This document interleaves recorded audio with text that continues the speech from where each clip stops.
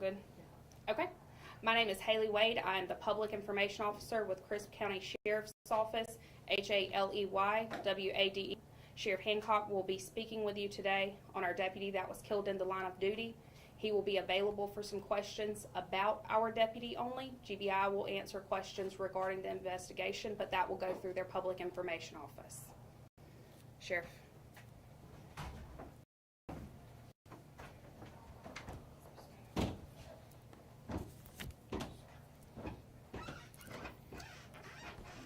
Brad. One more important key factor to our situation today, our DA, Brad Rigby. Earlier today, I stood behind the podium and I informed you that we lost one of our own. Unfortunately, the words in the English dictionary do not shoulder the weight adequately or accurate of this loss. But what I can speak to is the man he was, the legacy he will ever hold here in our sheriff's office. A deputy, a son, a grandson, a loved one, a friend. While these are all titles that describe Deputy Ty Brown, hero is the title that we bestow upon him today. At 26 years old, this young man faced evil this morning in our community, protecting all those who were home and all those who slept. We extend our deepest sympathies to Deputy Brown's family, friends, and loved ones. Our thoughts and our prayers are with them as they navigate this profound loss. Please know that we're here for you, family, and we're offering our unwavering support and assistance in any way we can. During this period of mourning, let us remember the profound impact that Deputy Brown had on our lives and to continue to carry his legacy forward. He will forever remain in our hearts and our minds, inspiring us to serve our community with the same dedication and integrity and compassion that he had. Together, we celebrate his life. We remember that remarkable impact that we all had from Deputy Brown. He started his career with the Sheriff's Office in February 2022 as a detention officer. In September of 2022, he transferred to the Uniform Patrol Division after graduating basic mandate. Deputy Brown had been a deputy sheriff, certified, serving this community for less than 1 year when his life was tragically and just selfishly taken from him this morning at 3:40 a.m. Thank you.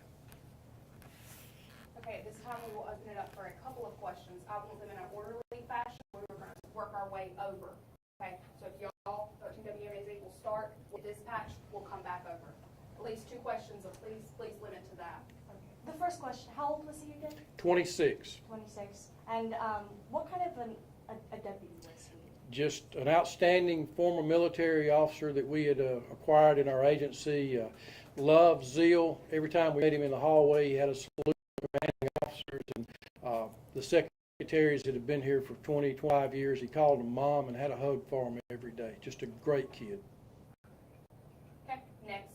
Dispatch. Okay, Columbus. Chuck Weeds with WRBL up in Columbus. Yes, sir. You said military. What branch and how long had he been? I'm thinking he'd been in the Army and he'd been out for about 3. When he came to work for us, he was still doing some active duty there because he had to take some time off to go to the maneuvers that they do. So he's probably only been out about 2 years. Was he still reserves? Or he had finished that with in the last year or so. He had finished that reserve. That was the word I was looking for. Thank you. I'll work to give you some specifics on that later. WALB. I just had a question about family. Did he have any kids? Did not have a wife or kids. He had a mother. He had a couple of brothers and a stepfather that we know of. We've been with that family all day. They've returned to their home right now, and we'll come back at a later time to Crisp County. Okay. Ricky. Sheriff, this incident is going to forever change your department. In what way? Oh, absolutely it will.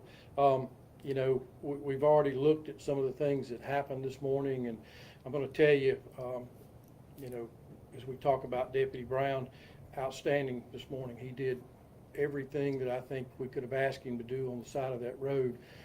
We're just a rural community of 292 square miles, and when you send these young men and women out there to patrol these areas by themselves, you know, sometimes backup's a little too far away, and this morning backup was just too far away. I have one more question. you know, there are a lot of other law enforcement agencies here today. You know, why did so many people from different counties come to support, and what kind of impact does this leave in the law enforcement community? Well, I think they're here because we're all one brotherhood. We all come together. We're a small community. We're 23,000 people and a force of about 65 sworn persons. So when one person goes down, we need help.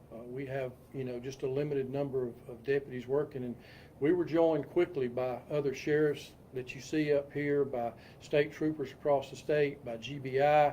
I can't tell you the people that have called or come by here today to offer their support, and they're going to be with us. They're not leaving. They've assured me that they'll be here helping us with our call schedules and things. And let's don't forget those ladies at 911 that had to listen to that tragedy this morning. We've got to support them. Sheriff, we have two more. One with WFB. Okay. Okay, one more. Yes, sir. Sheriff, you obviously been doing this for quite a while. Have you ever been through this situation? I've got 42 years of experience in law enforcement as both a trooper and a deputy sheriff here. Unfortunately, in my career, I have seen officers injured and killed in the line of duty, but I've never had one working for me that actually died from a tragedy other than Avery Hillman, who died from COVID about 2 years So ago. this is the first real in-line? This is the first traumatic death that we've had in the line of duty. How many years have you been sheriff? I've been sheriff almost 10 now. Thank you, sir. Yes, sir. Sheriff. One more question. Yes, sir. Sheriff Hancock, you talked about the sheriff's office being a brotherhood, 65 men, women. Just tell me a little bit about Ty Brown as the person he was. Great guy. When we brought Ty in, he came to work for the detention center that a lot of our deputies start out as. He served us remarkable back in the detention center, and he told us, I want to go on to be a deputy and I want to be on the road.